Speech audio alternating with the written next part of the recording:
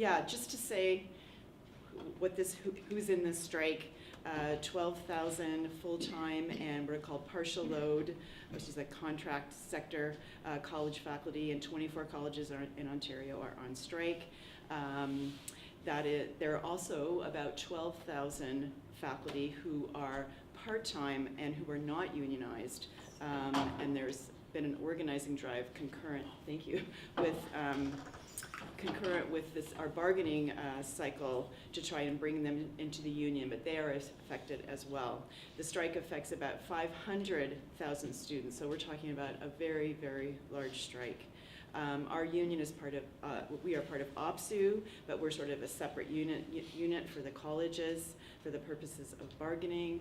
And what we have as our three main demands, we were able to focus it on three specific demands: equal pay for equal work and job security for what the partial load faculty who are contract, a 50-50 full-time to contract faculty complement, and more say in academic decision making. So that is what we were fighting on. But in reality, what we have seen, that's what we put out there to our employer, what we put out there to our members, but what we have seen is that this strike has really become a strike about precarious labor. And we really, people got the feeling for it after the strike began, and the employer's initial strike strategy was to paint college faculty as highly paid and greedy, and hoping that the public opinion would turn against us and the students. They quoted the highest possible salary of a full-timer, which, you know, isn't bad, like $115K. But it was an outrage because everybody said that is not what people make when they do this job.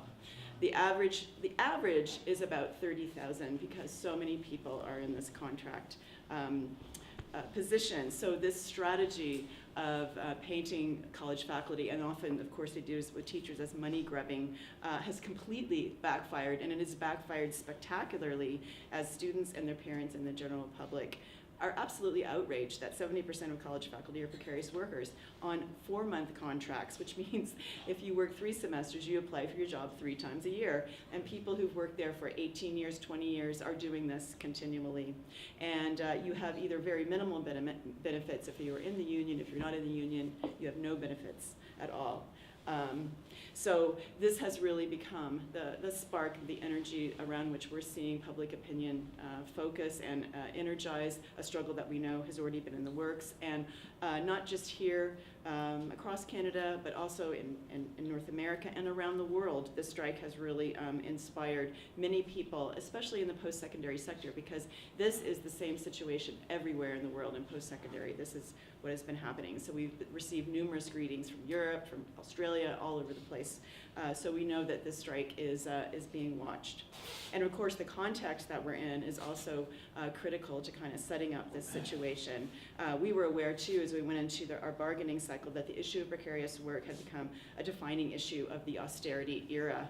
And we know that we were building on the foundation of amazing movements like the Fight for 15 in the US and 15 in Fairness here that had begun to really put precarious work on the agenda. And this is really not an issue just for low-wage workers. In Ontario, 50% of all workers, regardless of their rate of pay or their status or anything like that, are considered precarious right now. And this is also why our students are supporting us. Many of our students see their own parents in precarious work, and they have had, of course, many precarious jobs themselves. So they understand this issue quite organically.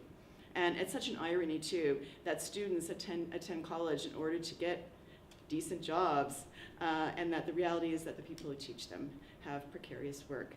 So this is not lost on our students at all. And the other context that we're looking at here in Ontario, which is also kind of ironic, is that WIN's Liberals are currently trying to pass legislation, Bill 148, that addresses precarious work specifically. Yet they have been unwilling to put pressure on the College Employer Council, which is the bargaining unit for our group, to negotiate fair conditions at the bargaining table. And also, WIN's government continues what has been happening in Ontario for many, many years, which is the distinction of funding post-secondary education at the lowest level per capita of any province in the country. And in the lead up to this election year, WINS Liberals have been doing a little backroom dealing with labor leaders to try and guarantee some labor peace in their election time here. They've done deals which extend contracts. So instead of people going through the bargaining process, they just extend the contract that they have. Now people have to vote on it, but the deals are done in the back room. So these deals were accepted by elementary and secondary teachers unions in Ontario, by the Ontario Public Service, the people who work directly for the government, and even our support staff in our colleges accepted this. And it was very clever because they did it well outside of the bargaining cycle, so people were not engaged in those issues. And the leaderships just brought a vote to the members with very little discussion, so members were quite caught off guard.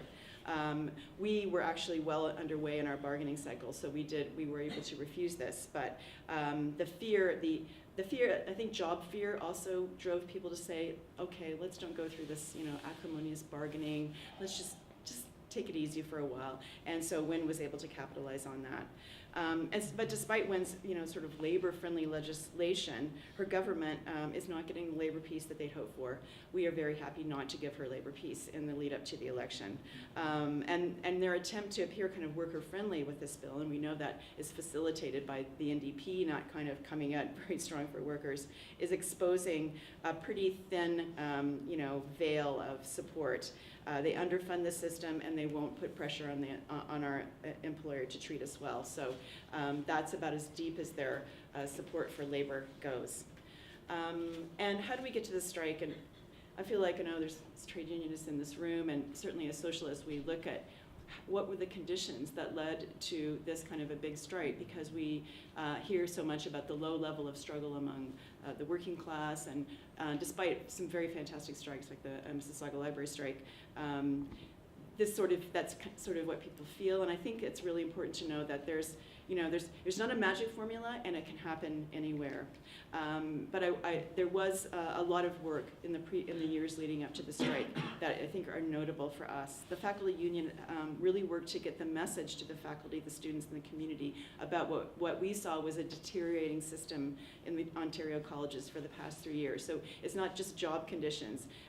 It's also the erosion of control over the classroom in general, micromanagement, the fact that our basically trying to put all of our courses online or on a video, so you don't really need a teacher, and that's kind of what's happening here.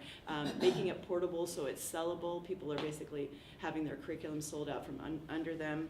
Slapping the name, so Humber College, if somebody buys a curriculum in a private college, they can slap the Humber name on it, and so it's commodifying every little piece of the education system to sell it to people. And so in furthering this idea of privatization of education. So this was the education piece that was happening. And this work really began immediately after our last round of bargaining. So we were kind of in that place of almost like a permanent mobilizing the moment we finished bargaining. Support for our last contract was very low. Only 8 of the 24 colleges actually voted for it. And the ratification overall in our system was about 61% low. So the union kind of channeled this discontent into building momentum for the current round of bargaining. We knew that a key issue was contract faculty, but we knew that there was this wisdom or this idea around that full-timers won't strike for part-timers.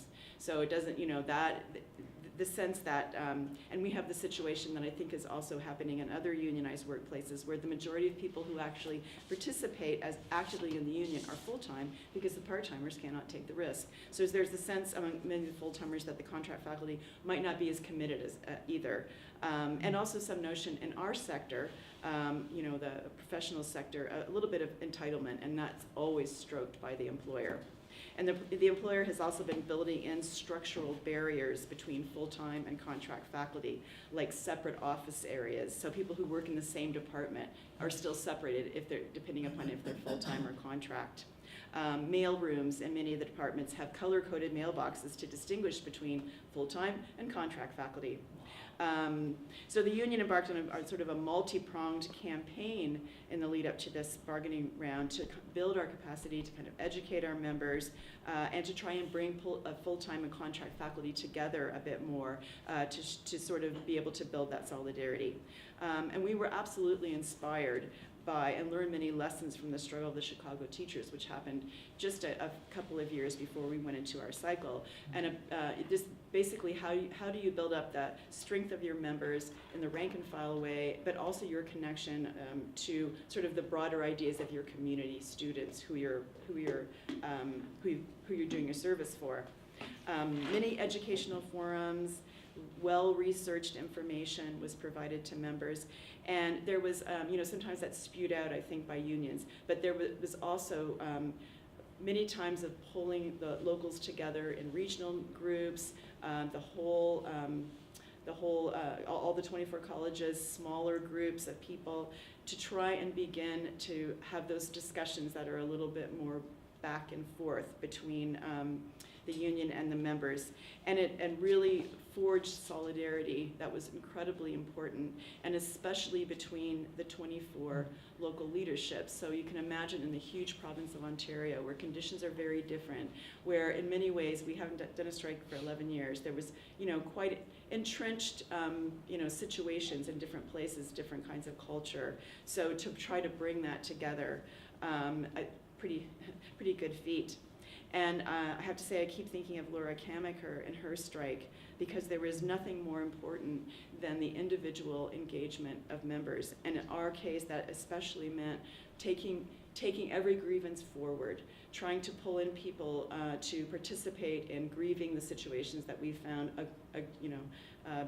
horrible in our college, using the structure, which is sometimes plotting, of the union, and answering questions, strategizing about how to get information out to people, how to get issues on the table. So all of that work was very much bumped up, and it was much more the officers taking information back from the members and getting their involvement was key to having a bigger sense of solidarity.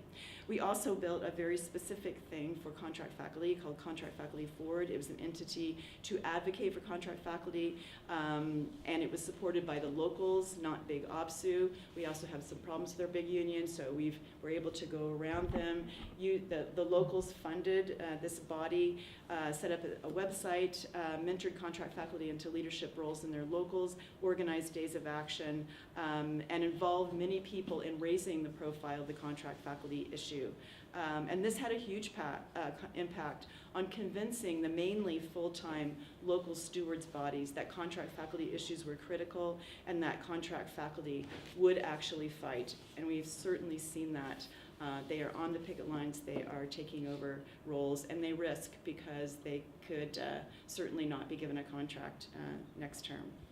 When we got to the bargaining cycle, as we moved into it, we had very much of a sense that we wanted to open up the process too, because we've seen that people are not being able to fight those concessions that are coming down from the employer. And actually, we also were aspirational, and we wanted to try for some gains. We wanted to make gains. We were willing to not just say, what can we get, but what do we want? And that was important. Again, we were inspired quite a bit by the Chicago teachers in restructuring our bargaining process, trying to make it a little bit more democratic. We created a bargaining advisory committee with elected members from all the locals, and we mandated it to include partial load members. So that's the first time ever. I was elected onto the bargaining team as an alternate, the first contract faculty to be elected on.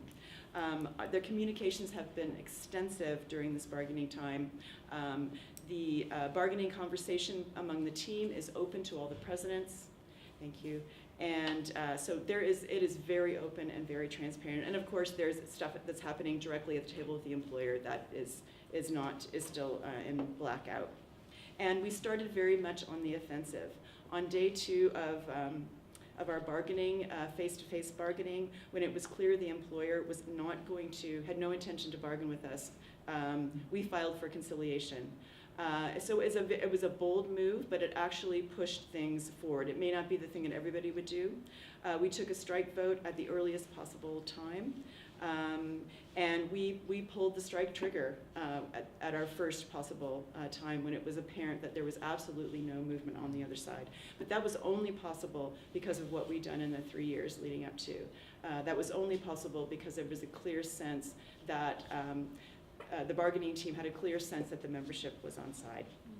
So that's how we got there. There's a lot of other details that, I don't know, may be interesting or boring to people who are involved in this kind of work. But just to say, it was very possible. It was very possible here in Ontario, 2017, to create the conditions for a strike. Whether it's successful or not, we'll see.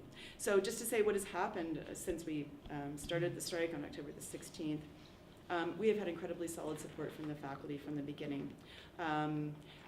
People didn't know.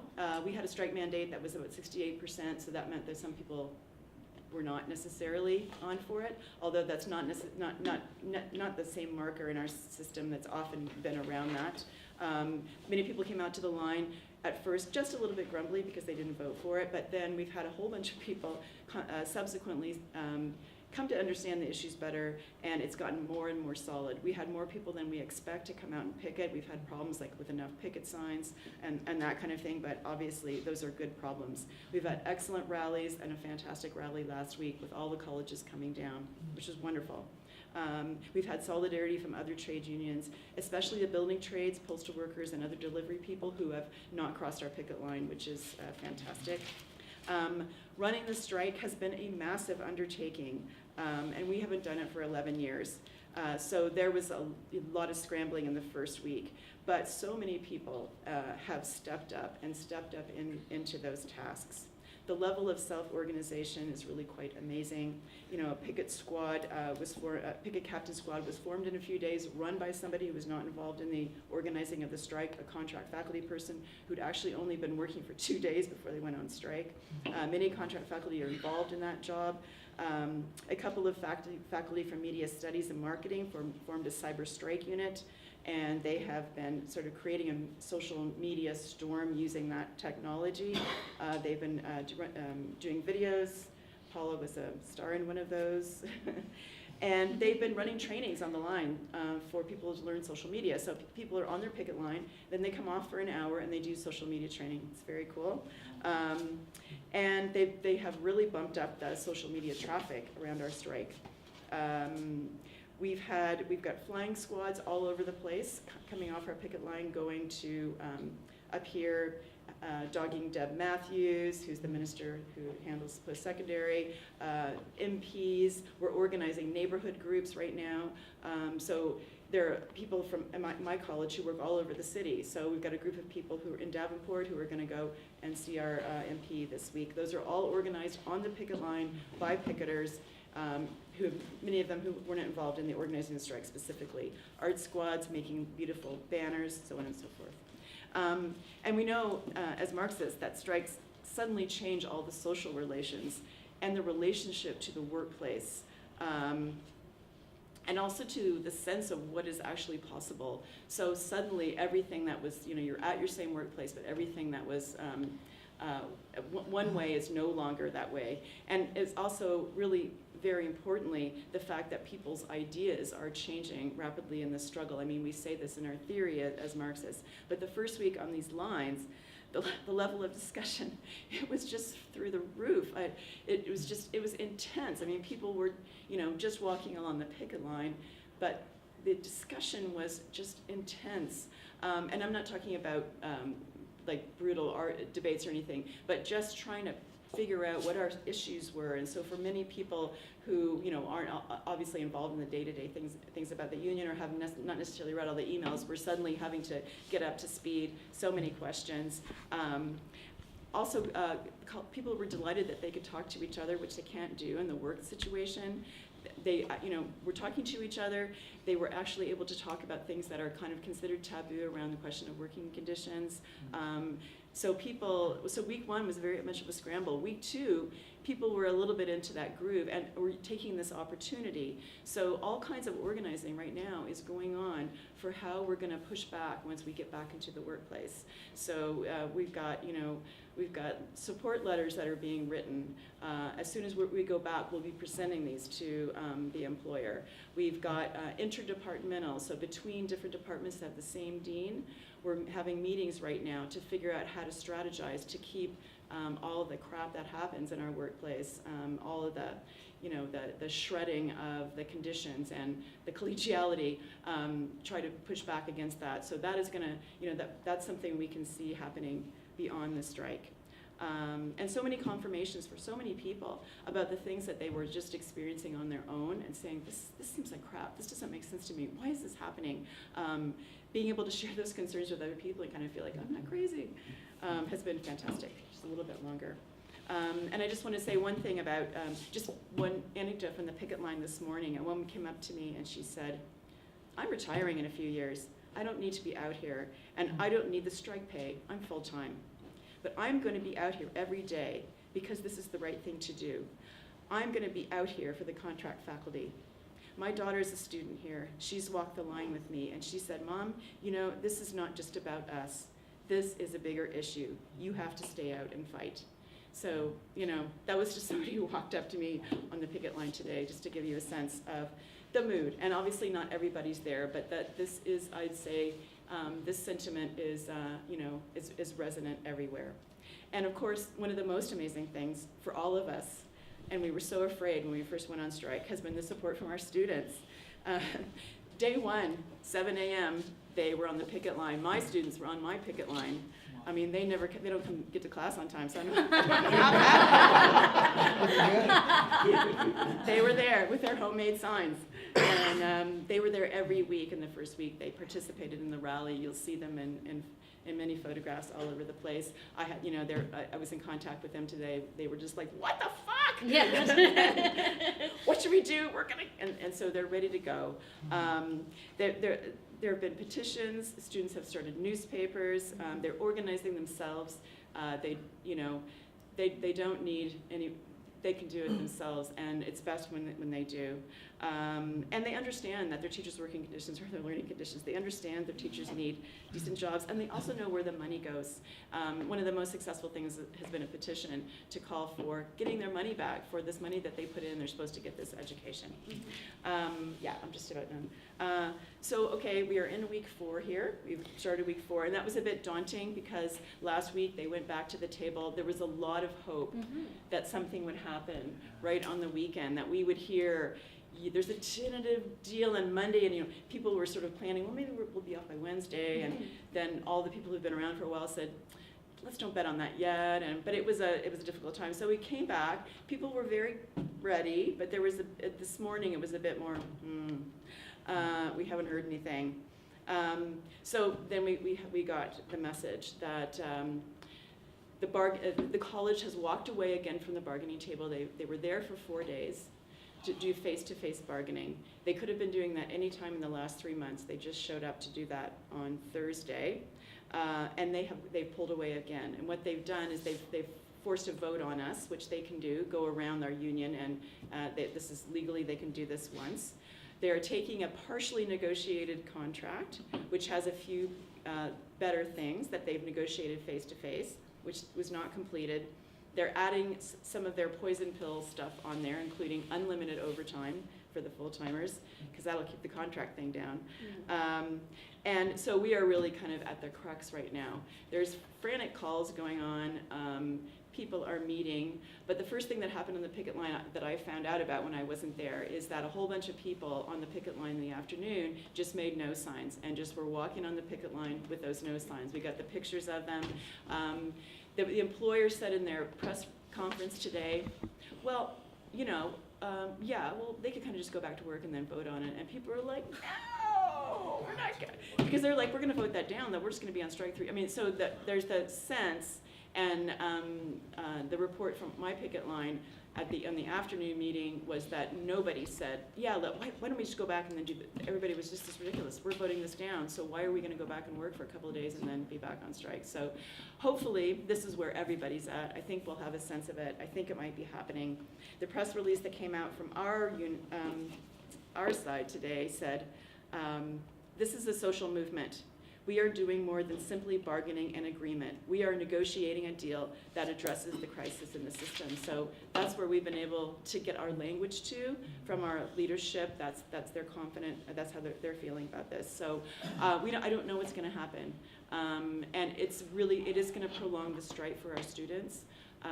What we're hearing from them too, and I've canvassed them today, the ones I'm aware of, they said, stay out, we know it's not you. And it's going to be a bad consequence, or could be a bad consequence for students. But I have to say, a victory in the strike would be a huge step forward for the issue of precarious work. It means many people can use it as an example for their own struggles, and a blow to the notion that somehow this is way worse going to be. Work is just going to be like this forever. And I think that's a fantastic thing. But even if that isn't the outcome, not that I said wouldn't want it, but I think that this strike is already changing the discussion. The fact that it can happen, several of the post-secondary institutions have taken high strike votes. These are their issues. They're looking. They're going to step up and be the next people to have to carry this fight. And I'm sure that they will feel that they can do it better. And it also proves that the strikes change things in a way that other things do not. We can lobby, we can rally, it's all very good, and we definitely have to do that. But the moment of a strike changes the nature of the discussion in a way that nothing else does. When we are not there teaching the students, education does not happen. Mm-hmm. Our colleges are open, so to speak, but that relationship that's set up in terms of our workplace between the student and the educator is the crux of what education is. When that's gone, and by striking we take that out of that picture, so many conversations get changed. This online, I don't know. And I think that is, just for us to remember as socialists that this is the importance of what a strike can mean. And it has some other, it's difficult in ways. It requires so much discussion and conversation and to get people there. We know what we're overcoming, but it's so much what, washes things away and sets up different possibilities.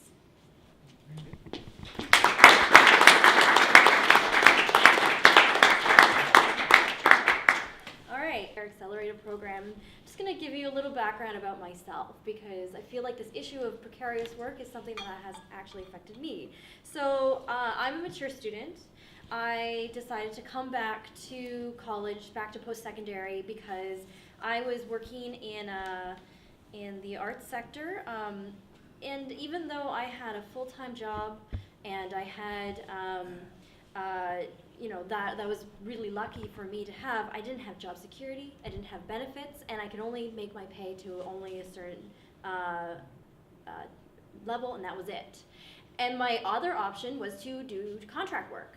So I thought, I don't want to have my life living like this forever. So I decided, after testing the field of child and youth work and being a volunteer in the program or in the sector, that I decided to come back to school, because it's a safe career that has those kind of options of benefits, working possibly a government or union job, and I can be able to maybe build my life at like 30 years old. And so yeah, I was enjoying my time being at Humber College. Starting September, I was excited. I was really intrigued about what I was learning, everything. Like, I was really, relating to everything my teachers were giving me, and it was great. And then strike happened. and that kind of sent a curveball into my education, because I had just put down a lot of money to come back to school and to better my career. But this is the interesting thing. My professors were experiencing the same situation that I had been experiencing beforehand in my line of work. And so myself, I could 100% relate to what the contract faculty was dealing with them having these rotating contracts, not knowing when their next contract was going to be a deal, or what's going to happen to them, stitching together all of these little pieces of work in order to make a career. Now, some of my teachers were still working out in the field, which is perfectly fine if they wanted to, but the thing is that I had trouble trying to reach my teachers after the class. Other students, we had trouble trying to ask them questions and that kind of stuff. They had problems with setting up the courses, having the marking done on time, and there was all of these issues that really came to a head when the strike started. That's when people started to realize that it wasn't just because, our teachers are just, having too much fun or doing whatever, they actually couldn't do it because they have several jobs that they're working. So it was a huge disappointment for a lot of students. And as a mature student, I had at least some kind of understanding, but I can only imagine what the first year students, who are about 17, 18 years old, are experiencing, because they've never had this kind of, come up to this kind of situation of a strike. And so there, at first, from what I was hearing as a student from other students, was like, what are they doing this for? Is this for money? Like, I don't understand. I just want to get back to class. And those conversations were going around, because the problem was that the college and the student union were not giving enough information to the students about exactly what was going on. My information that I was getting from was actually from the Opposite Union Facebook page about what the issues were about the 50-50 part-time, full-time split, and academic freedom being the two main proponents of this strike. And so as I was trying to garner support for our faculty, I had approached my student union. And my student union, when I talked to them, I asked them, what are you doing to support the faculty? And they said, well, we're taking a stance of neutrality. We understand both sides. Oh boy, I couldn't believe that. I was just like, are you kidding me? Are you kidding me? You're a student union. And from boots on the ground and talking to students, they all agree that the faculty deserve to have a strike, the faculty deserve to have a better contract, the faculty deserve to have academic freedom, and you're taking a stance of neutrality. And so my assumption is that the reason that the student union might be doing that is because they are afraid that the colleges might not give them the perks that they get, so they can spend lots of money on fancy galas or concerts and cool things for the students, because student life, it's all about college, instead of actually getting back to our education. Because that's the most important thing about us being as students. We need to be in the classroom. And we all want to be in the classroom. And we know our faculty want us to be in the classroom, and they want us to be there with them.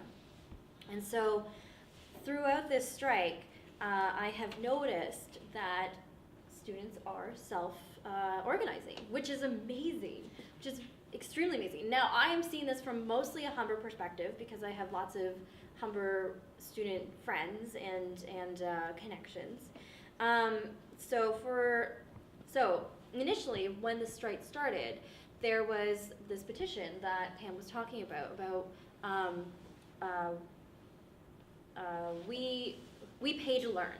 It was hashtag we pay to learn, and it was on change.org, and it was actually started by 2 Humber paramedic students who just felt like this is wrong, that we're wasting our money and time with the strike happening. But the messaging on their petition was not to blame the teachers, was actually more of a call out to the colleges and be like, you are the ones who owe us money.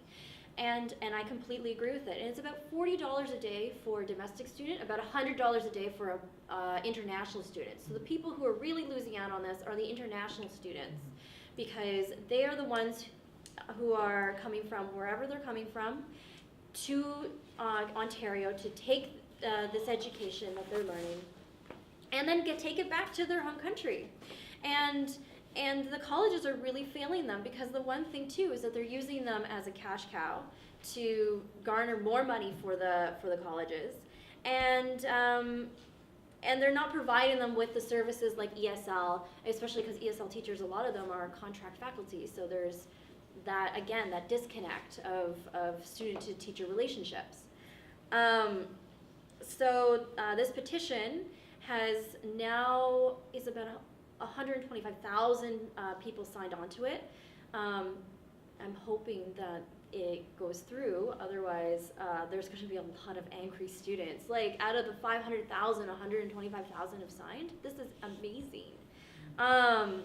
So that's one thing, is the petitions that we're doing. The other thing is that a lot of students are self-organizing by doing art builds. and doing performance with Pam's students, they decided to, they had all these signs that they made. They came together as a group, and they actually, at the Humber Lakeshore rally that was a few weeks ago, one of the first rallies that started, they actually performed a musical song of, what was it, We Will Rock You? Yeah. Yeah, of We Will Rock You, but in the with the lyrics changed to about supporting faculty. It was pretty amazing, and it was great to see that, because, and it also was great for the faculty to see that, because like the thing is that there's a lot of worry among faculty of like, obviously my faculty care about me, they care about the students, they don't want to be disappointing us, but they also need to fight for their rights. So there's a feeling of like, I don't want to be upsetting you, but to see those students being out there and like being so passionate about like fighting for their faculty's rights, it's just so much more inspiring, and it actually helps the faculty push on in this struggle. Another thing that's really amazing with self-organizing is that Humber students, I have two friends, both running different strike papers. One's called the Spare, and the other one's the GH Post, so the Guelph Humber Post. And they're doing this independently of the school, which is the school's paper is etc. And the reason that they're, like, for the Spare, at least the person I know, the reason she said that they're running a strike paper independent from etc. is because that etc. would have had faculty helping run this paper, and then now there's no faculty, but it's still running. It's almost like a scab situation. So my friend did not agree with it, and she's like, we're doing our own paper. And like her and a bunch of journalists have been doing an excellent job of covering the strike. Same with my other friend at Guelph Humber. He's doing a great job covering the strike, and they've been at all the different rallies that have been happening. They've been talking to students, talking to the faculty, and they're trying to get the other side of the story. But honestly, like, part of them is like, well, I don't really care about the other side of the story because they're wrong. They're wrong. This is not a fight that is, well, both have their goods and bads. No, there's no pros and cons to what the college is doing. It's all con and no pro. So that was, again, why I was fighting with my student union, and why I also fight with etc. is because I do not agree with this neutrality stance. And so the students also organized, there was that student strike that happened, or a student rally that happened last Wednesday. And that was put on by a group called the Student Alliance, Canadian College Student Alliance, yeah, or Alliance Students, or something like that, College Students Alliance. And anyways, with that, it was funny because, again, they had on their little Facebook thing about, well, we're taking a stance of neutrality. And again, that same messaging, and this is something that's across all these student unions, is that they keep saying, oh, we understand, we just want the college and the union to come to the table. Well, kind of what happened before their little rally was that the college and union did come to the table. The colleges finally said, oh, we're calling in the mediator, we're going to come to talk. So the rally really kind of fizzled out because, well, what's the point? They're now talking, so what are we doing here? And especially with the neutrality stance, it doesn't really mean anything if they're talking, so what are we gonna do about that? And it was about maybe 150 to 200 students who showed up, and Deb Matthews spoke as well, but it wasn't the same as what's actually happening with the student body, and like what the stronger opinions that are coming from the student body. And then the other thing is that I'm seeing a lot of online presence of people, because with that rally, with their stance, a lot of people were calling them out, saying like, what are you talking about neutrality? we all support faculty. We're all supporting faculty. What are you talking about? And they just kind of ignore people's opinions about that. So another thing that I've noticed is that a lot of individual students are having their voice having an online presence. So they have their blog posts and their Facebook feeds and all that kind of stuff. And one that I was noticing was an Algonquin College student who's in the continuing education sector, who isn't necessarily, she's not directly affected by it. Her classes are still running, and they're asking her to come to the class, either that or drop her course. And she's like, well, I'm not going to cross the picket line. I don't want to cross the picket line. And her whole stance that she wrote to her president and to the CEC president, Don Sinclair, she said, you know, like, I understand why my teachers are striking, and talking to not only part-time faculty but full-time faculty, why they're out here to support their staff, the people that they work with. And she said, you know, like, this is wrong, and we should support faculty. So I thought, like, that's amazing. And then also when it was the rally last week with OPSU, the amount of students that came out to that rally, especially the paramedic students from Durham College, it was amazing. They showed up, they walked up the center of the crowd, and everyone went wild. So it was really great to see, you know, seeing the college students come out and for supporting faculty. I had lots of conversations that day with several students trying to get some kind of grasp on what's the situation. But we were so hopeful. We were so hopeful when it came to, you know, they're at the table. They're at the table, that's great. And now I'm getting a lot of conversations right now being like, what the hell just happened? And I don't know. And so myself, I'm mad. I'm really mad about this. I'm so angry. Thank you. I'm so angry that, you know, the CEC wasted our time, wasted our hope that maybe I might have gone back to class, maybe at the end of this week. And they walked away. They walked away. And this really clearly shows that it's not the faculty that's doing this. It's the colleges. It's the colleges that are not listening. They are not. They're not playing fair. They're not bargaining. They just want what they want, and screw what everyone else thinks. So, I just, for me, like, what I want to say to students is that we have to stay strong. Like, we know, like, it's stressful for me too. I'm super stressed out. I have 7 classes this semester. It's a very, like, you know, treacherous semester. But I know that, like, my teachers are there to support me, so when we get back into the class, they're going to support me. They do care. Like, I am in child and youth care. They should care. They are caring people. But it's like, I know it's tough and it's hard to you know, have to deal with this, but if you just keep supporting the faculty and pushing forward and pushing the college employer to actually give a fair deal, they might actually listen to us because we're the ones with the money. So, like, I don't know, like I was saying, I said yesterday, if this was Quebec, we'd strike right afterwards. So, the other thing is that I want to say to my faculty, is that don't give up. Like, I'm with your students. Don't give up. Don't bend to this. What was the point of you being out for 4 weeks? Like, if faculty bent to the college's demands, then what was that all for?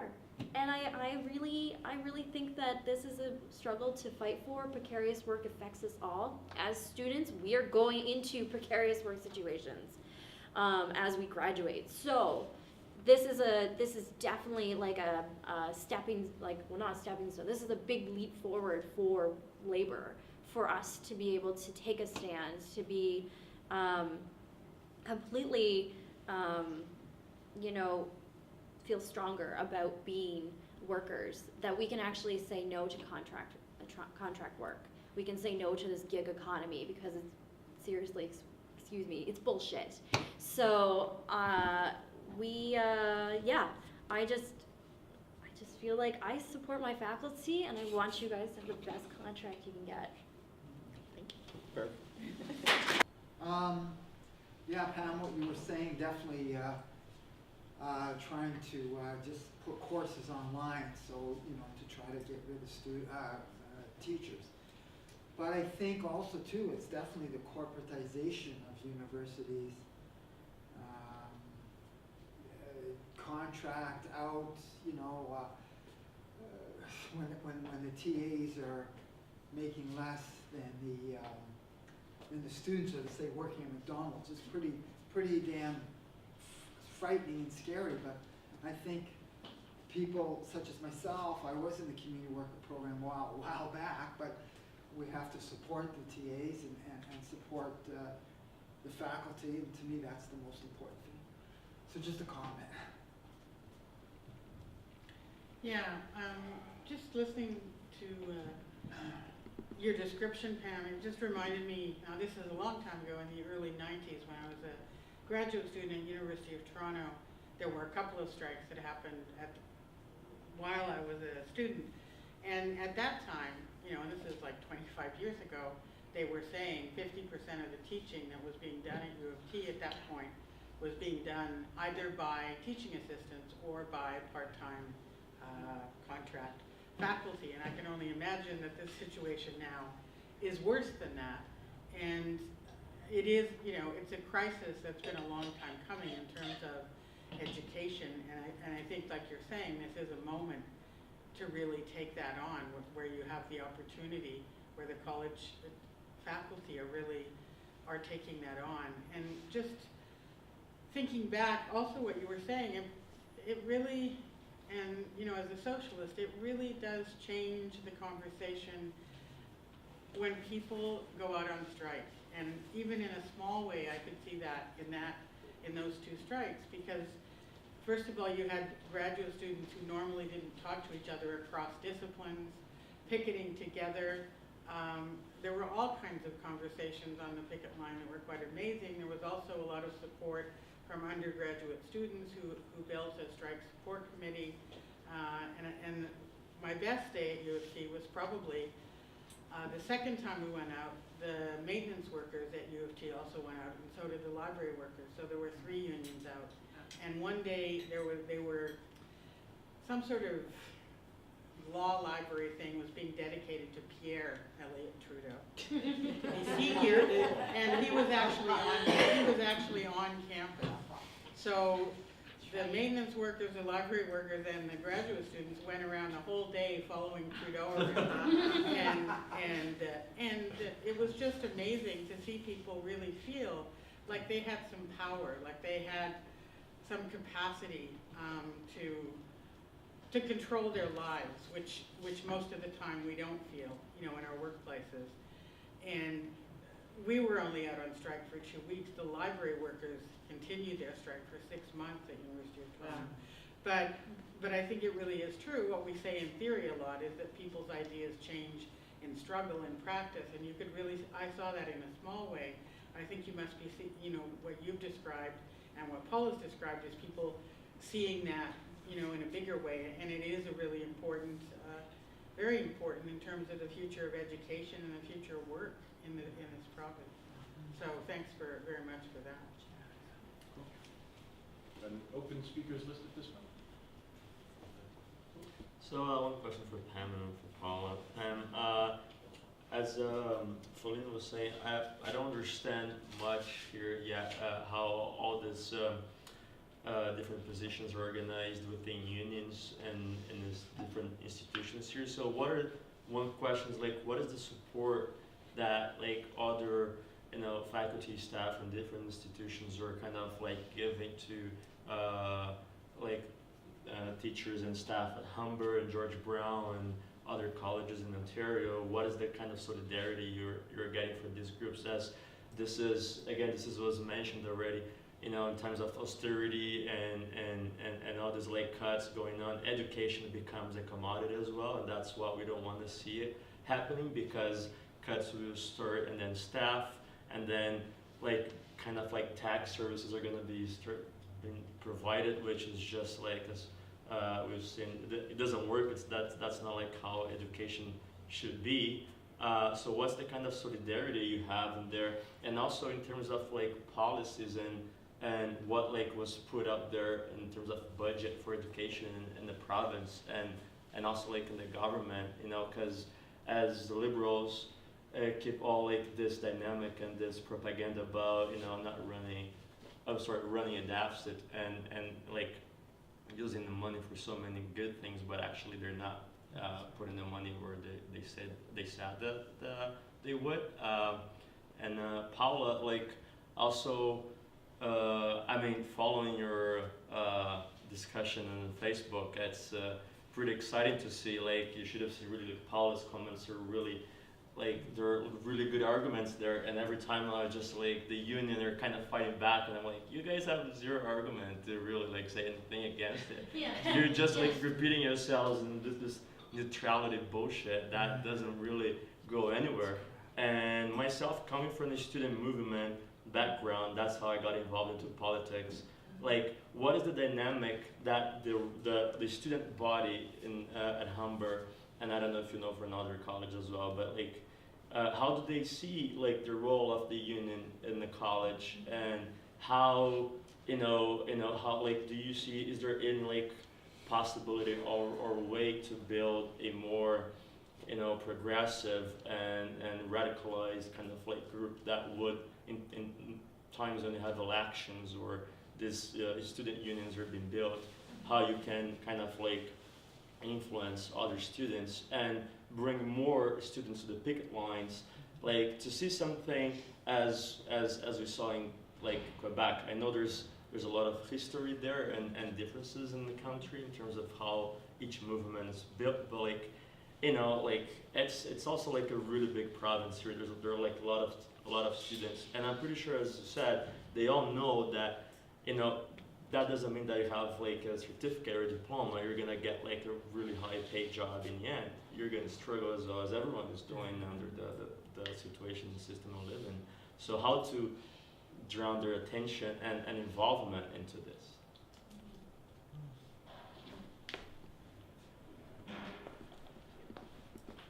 All right, maybe while people are gathering their thoughts, there's one other thing I want to do. Of course, we're talking here about how it is that we make the arguments with the people who are on strike, but also with the students themselves. And one of the ways that we do that as the International Socialists is we have ourselves a paper, which we produce each month. And if you can see on the back here is an article by Pam about college faculty strike, and we were distributing those out at the rally that happened last week. One of the things we need, of course, to be able to do so is some funding to be able to support the paper. So if anybody has an opportunity while we're here, I'm going to pass around a toque.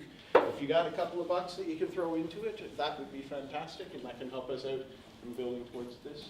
So I'll start there. Wonderful. So thanks very much. Any other thoughts from the floor here?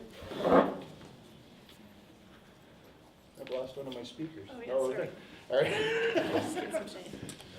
Because it's actually, this might be a good moment for us to go back to you because of, I mean, there's some specific questions there. Oh. Well, maybe just to toss in, just. Sure, go ahead. And then. Why don't you go ahead and then we'll Yeah. go with the question. It just, in listening to both of you talk about this situation, it just feels very, very rich and very, right now, would be good to think about writing some of this up, because there's something about what you're describing about the train that you're operating on that it reminded me of the discussion about the Mississauga library strike and how people really quickly went from zero to, I mean, it's never zero, right? But because people are already dealing with all this stuff and thinking about it. But I just think it's really, really useful to have that stuff that you can then almost pass it on, because there's organizing lessons that are really, I think, really, really important. And it speaks to just how bad the whole situation is for everybody at every end of this, except management, of course, although I'm sure they complain too. But from the point of view of the workers in the colleges and the students, just the fact that it hasn't been, like, I was surprised when I saw the paramedic students come in. I was like, you know, I think in my mind I thought, oh, they'll be really stressed and they'll be really like, it'll be a hard argument and to support the faculty, but it apparently wasn't at all. And I thought that's very important to unpack, all the stuff that you've talked about. So I don't know if that's a little pamphlet or a little something, but just to encourage you to get it in the can somewhere. Obviously it's been videotaped, so that's always useful, but it's a resource for down the line for everybody else who's involved in these things, because there's so many things we can replicate in some ways, the high points. Cool. Very good. Yeah, just to kind of pick up on that, the, you know, conversations with Pam long 3 years ago in terms of what contract faculty actually knew about their job conditions and who was aware of the different segments of how the employer had divided each of the employment groups, that there was very little knowledge. And the thing that strikes me is how much it is really hooking into that larger piece of precarity, because that was a group that the connections were made, there wasn't a way for people to communicate well, that it was a really successfully fragmented group of workers, and that it was more of an ignition point with some groundwork, or that's the impression that I have of that.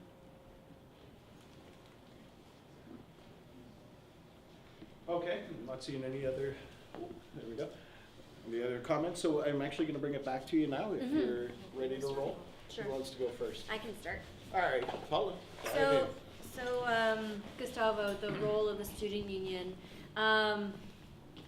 Well, student unions kind of started back in the day as, yeah, the radical voice of students. Like it was the student, organizer, basically. Like that's what it was when they started in, I don't know, what, the 1960s or something, 50s and 60s, when we had student unions. But now they've been kind of co-opted by the colleges and the administration to be basically like a parrot for them.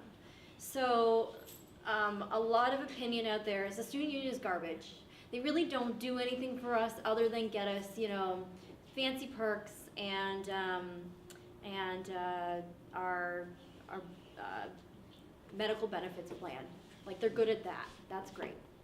But they don't have much of a role, and it's hard to break in there because, like, I don't know, you saw in that conversation that one woman's like, you should just run for student union. Well, I would if I was in there for 3 years, but I'm only in there for 16 months. So I'm not going to run for student union, but I'm hoping that I can definitely get students kind of feeling a little bit more confident about their own activism to maybe think, this is wrong, and what the hell does a student union actually do?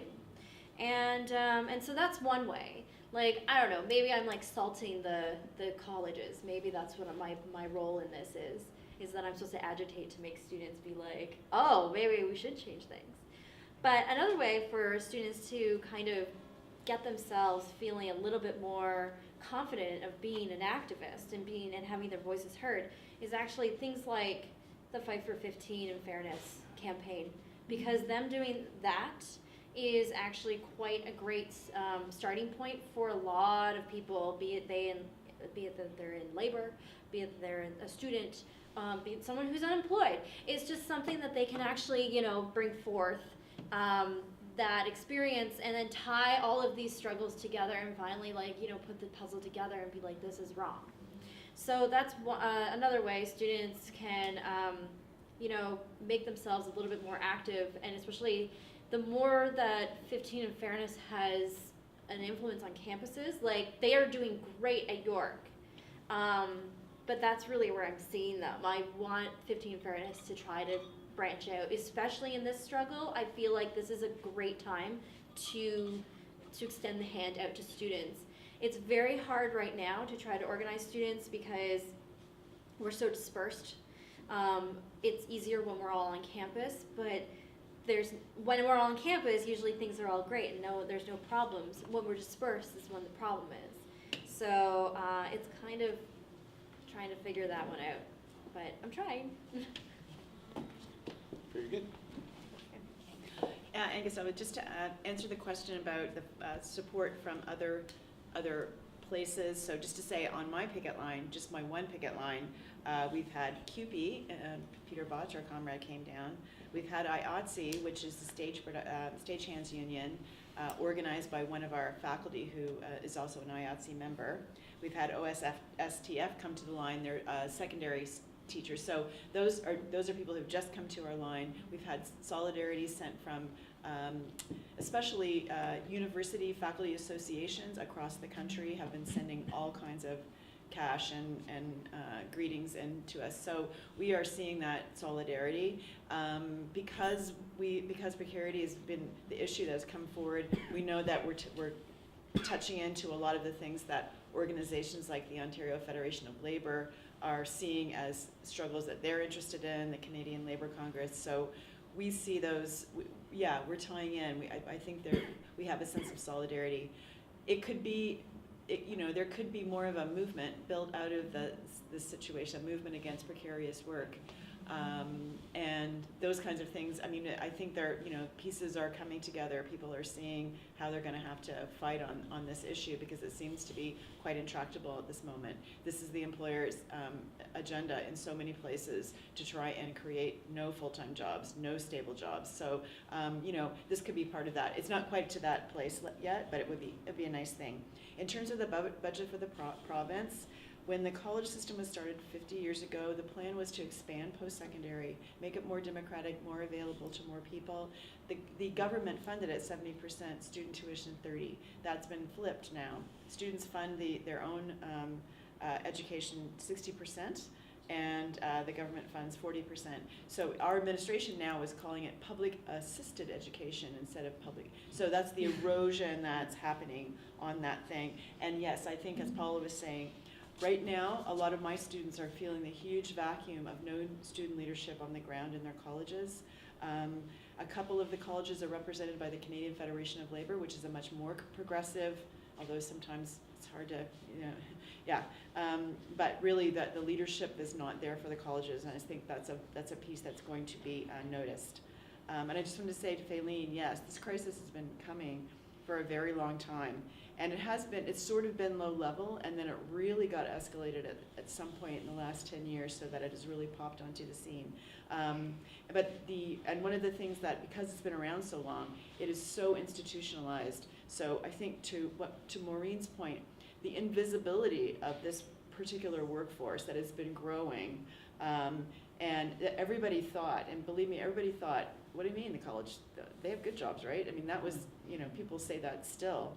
And one of the things that really popped out for us was when U of T and York contract faculty went on strike a couple of years, and it's like, wait a minute, colleges, we're like, we're that too. We're like, hey, that's a situation too. So so it has really popped out, and there are other things associated with it. People who have advanced degrees, and everybody is teaching everybody, whether they're contract faculty or whether they're long-time full-timers, have to have the same credentials, teach the very same courses. There's a bit of shame associated with saying, oh well, but they didn't give me a full-time job. And so it's been very, very hidden, and it's sort of good that it's actually been able to come to the fore a little bit more. And it has taken a while to organize the sentiment, where people are starting to understand what their situation is. A lot of the furious conversations on the picket line have been, there are so many different ways that people's contracts are set up, and people are realizing just how fragmented the whole system is and how horrible that is. And they said, well, the 7-week version of this would be a better thing, and then they give me 2 7-week, it's completely crazy. And people are like, no, none of this should happen. This should absolutely end. Just a couple of things I wanted to say.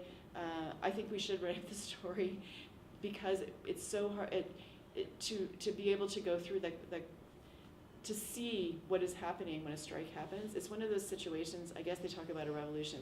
You can only kind of see it when it's going on, and then it's gone. So you have to capture that moment and nail it down to remind people what is the specific thing. It's not in a way I have to say it's not just, okay, we're just going to do our bargaining and then we're going to, but a strike sets things in a different, it sets the course in a different place. So people standing outside of their workplace now looking in are also going, wait a minute, why am I so interested in paying attention to this administrator? They're sort of really questioning their relationship to their organization. These things I think we need to be able, as socialists, to pass it forward. The last thing I want to say about that is that the leadership of our sector are socialists. Not all of them are organized, but quite a few of them are avowed public, self-identified socialists. Like, for example, the chair of the bargaining team, J.P. Hornick, and a couple of other people. And they're they're comfortable saying that. They obviously aren't organized like us, but just to say that their understanding of class relations, their willingness to have, rank and file, open up the democratic system in our colleges has been incredible, and the acknowledgement that we've been able to make to each other at the bargaining table and in the bargaining training, and that it is a little bit public in our union. I just want to say that there's a flavor of that is there, and that is the people who are in the leadership. And yes, I don't think nobody would say necessarily claim that, although some of them have, that they are socialists, but just to say that is not something that that is, everybody has to work out their situation, but it doesn't have to be necessarily hidden. I just want to say that as a hopeful thing, that there is a way that this is also part of what's happening right now. The sentiment for socialism is not as far away, and maybe in the trade union sector where we sometimes have had to watch about red baiting and so on and so forth, might be that way in your union, but there is some space for it. Then I was surprised to see that was possible in my own union, which is definitely not an NDP crowd. That's not where they sit, right? They're well paid. Many of them are well paid. We're talking about people, many of them who vote conservative, but the sentiment and the way that they've been organizing themselves has actually made it possible for them to do what they're doing. So I just wanted to say that was a particular flavor in my situation. That's all. All right, very good.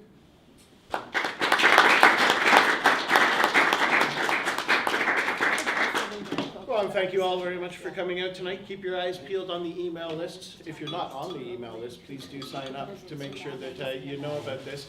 But over the next little while, we will be sending out information about picket line visits and solidarity rallies as it comes up. So, I've been an activist before. so come on out as soon as you can. Sweet. Thank you.